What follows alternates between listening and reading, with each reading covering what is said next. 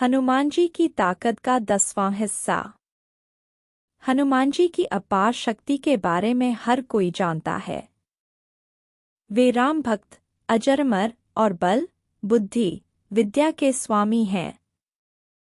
लेकिन क्या आपने कभी सोचा है कि यदि उनकी शक्ति का मात्र 10वां हिस्सा किसी और को मिल जाए तो क्या होगा? यह कथा एक ऐसे भक्त की कहानी है जिसे हनुमान जी की कृपा से उनकी शक्ति का 10वां भाग प्राप्त हुआ और जिसने अपने जीवन में अद्भुत चमत्कार किए। महादेवपुर नामक एक छोटे से गांव में वीर नाम का एक बालक रहता था।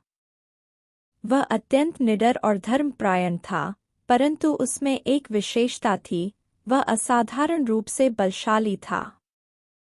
वह अपने गांव के सबसे शक्तिशाली व्यक्तियों से भी अधिक बलवान था, जबकि वह केवल 14 वर्ष का था। गांव के बुजुर्ग कहते थे कि वीर में कोई दिव्य शक्ति है, लेकिन वीर को इस बात का कोई अहंकार नहीं था। वह हमेशा मंदिर जाता और हनुमान जी की पूजा करता। एक दिन गांव के संतों ने उससे पूछा, तुम्हें इतनी शक्ति कहाँ से आई? वीर ने उत्तर दिया, मुझे नहीं पता, लेकिन जब भी मैं हनुमान जी का ध्यान करता हूँ, मुझे अपार बल का अनुभव होता है। यह सुनकर संतों ने उसे आशीर्वाद दिया और कहा, तुम्हारी भक्ति तुम्हें महान बनाएगी, लेकिन तुम्हें अपनी शक्ति का सदुपयोग करना होगा। एक दिन वीर जंगल में लकड़ियां लेने गया। अचानक उसने देखा कि एक सिंह एक वृद्ध संत पर हमला करने वाला था। वीर ने बिना सोचे समझे सिंह से भिड़ने का निश्चय किया। जब सिंह ने छलांग लगाई, वीर ने अपने दोनों हाथों से सिंह को पकड़ लिया और उसे दूर फेंक दिया। यह देखकर वृद्ध संत मुस्कुराए और बोले, वत्स, तुम्हें यह शक्ति कहाँ से मिली? वीर ने उत्तर दिया, मुझे स्वयं नहीं पता, लेकिन जब भी मैं संकट में होता हूँ, मेरे भीतर अपार शक्ति आ जाती है। वृद्ध संत बोले, यह शक्ति तुम्हें हनुमान जी की कृपा से मिली है। उन्होंने तुम्हें अपनी शक्ति का 10वां हिस्सा दिया है, जिससे तुम दुष्टों का नाश कर सको और धर्म की रक्षा कर सको। वीर यह सुनकर भाव विभोर हो गया और उसने हनुमान जी को प्रणाम किया। अब वीर को समझ में आ गया था कि उसकी शक्ति कोई साधारण शक्ति नहीं है, लेकिन शक्ति के साथ जिम्मेदारी भी आती है। एक दिन गांव पर डाकुओं ने हमला कर दिया।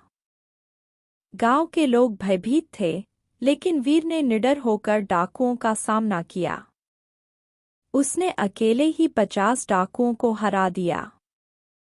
गांव वालों ने उसकी जय जयकार की, लेकिन वीर को अब समझ में आ गया था कि यह शक्ति उसे केवल स्वयं की रक्षा के लिए नहीं मिली है, बल्कि दूसरों की रक्षा के लिए भी मिली है। समय बीतता गया और वीर की प्रसिद्धि चारों ओर फैलने लगी। लेकिन धीरे धीरे वीर के मन में अहंकार आने लगा। उसे लगने लगा कि वह अपराजेय है। हनुमान जी ने उसकी परीक्षा लेने का निश्चय किया। एक दिन वीर को एक बड़े योद्धा से युद्ध करना पड़ा। उसने सोचा कि यह तो बहुत आसान होगा, लेकिन जैसे ही उसने योद्धा पर वार किया, उसे लगा कि उसकी शक्ति कम हो रही है। योद्धा ने वीर को जमीन पर गिरा दिया और कहा, शक्ति का अहंकार मत करो, वरना यह शक्ति भी छिन जाएगी। तभी वीर को समझ में आया कि हनुमान जी उसे सिखाने आए हैं। उसने तुरंत अपनी गलती मानी और प्रार्थना की, हनुमान जी, मुझे क्षमा करें। मैं अब कभी अपनी शक्ति का अहंकार नहीं करूंगा। तभी एक आकाशवाणी हुई, वत्स, शक्ति का उपयोग हमेशा धर्म और सत्य की रक्षा के लिए करो। अहंकार शक्ति को नष्ट कर देता है। अब वीर पूरी तरह बदल चुका था। वह अपनी शक्ति का उपयोग केवल अच्छे कार्यों के लिए करता था। वह कमजोरों की रक्षा करता और अन्याय के खिलाफ खड़ा रहता। उसने पूरे राज्य में यात्रा की और कई राजाओं को न्याय का मार्ग दिखाया। वह हनुमान जी की भक्ति में लीन रहता और हर संकट में उनका नाम लेता। एक दिन पड़ोसी राज्य के राजा ने महादेवपुर पर आक्रमण कर दिया। राजा और सेना बहुत चिंतित थे क्योंकि शत्रु अत्यंत शक्तिशाली था। वीर ने युद्ध में जाने का निश्चय किया। वह अकेले ही शत्रु की सेना से भिड़ गया और उन्हें परास्त कर दिया। लेकिन युद्ध के अंत में उसने अपना संपूर्ण बल लगा दिया और थककर गिर पड़ा। हनुमान जी स्वयं प्रकट हुए और बोले, वीर, तुमने अपनी शक्ति का सही उपयोग किया है। अब तुम्हें अमरत्व का वरदान प्राप्त होगा। वीर ने कहा, हनुमान जी, मुझे अमरत्व नहीं चाहिए, बल्कि मैं चाहता हूँ कि हर व्यक्ति के भीतर आपकी भक्ति जागे और वह अपने भीतर छिपी शक्ति को पहचान सके। हनुमान जी प्रसन्न हुए और बोले, ऐसा ही होगा वत्स। इसके बाद वीर को एक दिव्य स्वरूप प्राप्त हुआ और वह हनुमान जी के लोक में विलीन हो।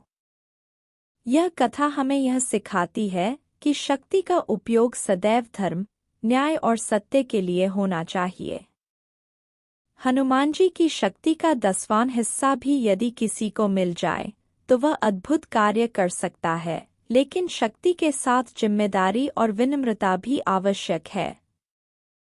वीर की कहानी हमें यह भी सिखाती है कि अहंकार शक्ति का सबसे बड़ा शत्रु है। यदि हम विनम्रता और भक्ति के मार्ग पर चलते हैं तो हम भी अपने भीतर छिपी शक्ति को पहचान सकते हैं और अपने जीवन को सार्थक बना सकते हैं।